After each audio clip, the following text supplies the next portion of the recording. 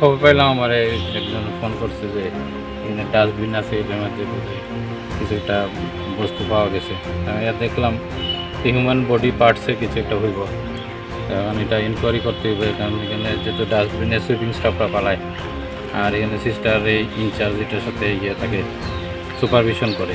তো কে বা কারা এখানে জেনারেল ডাস্টবিনে হিউম্যান বডি পার্টস পালাইছে এটা নিয়ে তদন্ত করতে হবে। ইনকোয়ারি করুন, ইনকোয়ারি করে যেই আছে এটা ওইভাবে ব্যবস্থা নেব। এখানে স্যার 2টা পাওয়া গেছে। স্যার আপনার কি মনে হইতেছে এখানে আপনারা দেখেছেন? এটা হয়তো কোনো সময়, অনেক সময় স্পন্টেনিয়াস অ্যাবর্শন ট্যাবর্শন হইলেও অনেক সময় কোনো বডি পার্টস থাকে, প্লাসেন্টাল বডি পার্টস থাকে, এগুলোই হইব। এটা টোটালি ব্রুম। এরকমই মনে হইতেছে, মানে দেখতে ইনকোয়ারি করতে হইব।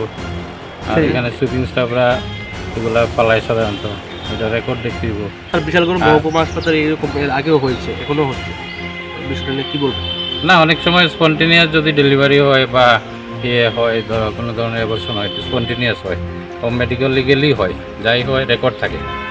অনেক সময় ধরো 2 মাসে 1 মাসে যেগুলোই হয় ওগুলো সব রেকর্ড থাকে আমাদের এখানে। গাইনোকোলজিস্ট আছে, গাইনি ডাক্তার দেখে। স্যার 2টি ব্রণ যেখানে পাওয়া গেছে সেখানে সিসিটিভি রয়েছে, আপনারা কি সেখানে তদন্ত করেছেন দেখে? এখনই যেহেতু আমি দেখলাম বিষয়টা নজরে আসলে আমি তদন্ত করবো। সিস্টারকে আমি ডেকেছি, সুইপিং স্টাফদের ডেকেছি যারা এগুলো নিয়ে ডিল করে, যারা ফেলে। একটা নয়, পরপর 2-3টা।